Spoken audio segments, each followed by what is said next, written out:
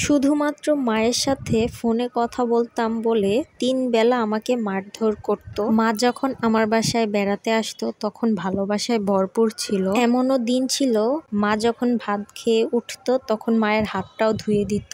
ভালো সাজার মুখোশ পরে থাকতো। এমনও দিন গিয়েছে আমার মা যখন আমার বাসা থেকে মায়ের বাসা যাবে তখন আমার মাকে জড়িয়ে ধরে রেখেছে, বলেছে যে তুমি যেও না। আর কেন ধরেছে? ভেবেছিল হয়তো আমি কোনো কিছু তাকে দিয়েছি, কোনো খাবার বা কোনো টাকা পয়সা পোটলা করে তার বোরকার ভিতরে দিয়েছি, এই জন্য সে চাপা দিয়ে ধরে রাখতো। আর এই মানুষটা কে জানেন? এই মানুষটা হচ্ছে আমার শাশুড়ি। আমার শাশুড়ি যখন দেখতো আমি আমার মায়ের সাথে কলে কথা বলতাম তখন আমাকে ৩ বেলায় মারধর করতো। মাঝে মাঝে গলা চেপে ধরতো যাতে আমি জোরে জোরে কান্না না করতে পারি, তার জন্য আমার মুখ চেপে ধরতো, আমার চুল ধরে টানতো। আমি যখন চাপা কণ্ঠে কান্না করতাম তখন আমার স্বামী দেখেছিল আর বলেছিল যে কি হয়েছে, তুমি কান্না করছো কেন? তখন আমি কিছু বলার আগেই উনি বলে উঠলো যেন তোর বউ অন্য পুরুষের সাথে পরকীয়া করে, আমি নিষেধ করাতে বা বারণ করাতে এই জন্য কান্না করছে। তখন আমার শাশুড়ি আমার চোখের দিকে চোখ বড় করে তাকিয়ে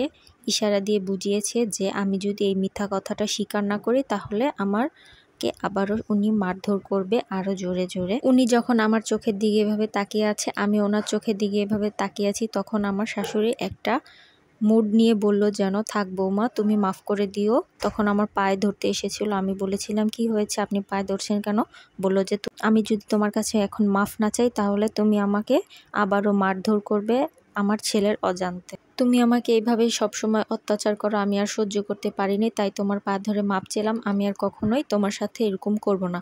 এই কথা শোনা মাত্রই তার ছেলে আমাকে চুলের মুঠিটা ধরলো, ধরে একটা থাপ্পড় মেরে মাটিতে ফেলে দিল। মানে আমার বাসার সামনে দরজার সামনে একটা উঠান আছে, ওই উঠানে ফেলে দিল। যেহেতু সাথে সাথে আমার নাকের মধ্যে আঘাত পেলাম, হাত দিয়ে দেখলাম যেন নাক দিয়ে রক্ত বের হচ্ছে। আমার পাশে কেউই নেই।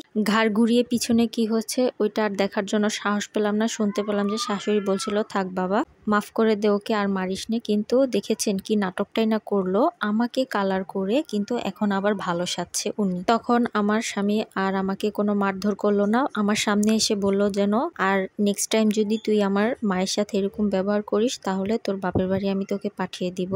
কিন্তু কত নিষ্ঠুর ছিল, আমি যে মাটিতে পড়েছিলাম, নাক দিয়ে রক্ত বের হচ্ছিল, আমাকে একটু মাটি থেকে তুললোও না উনি। আমি যখনই আমার মায়ের সাথে ফোনে কথা বলতাম তখন উনি আমার স্বামীর অজান্তে মারধর করতো। আবার স্বামী আসলে বলতো আমি নাকি পরকীয়া করি। যখন আমার মা আমার বাসায় আসতো, মানে শ্বশুর বাড়িতে আসতো, তখন আমার শাশুড়ি এত ভালো ব্যবহার করতো, মনে হয় যেন খাবারের লোকমা দিয়ে ওনাকে খাইয়ে দিবে।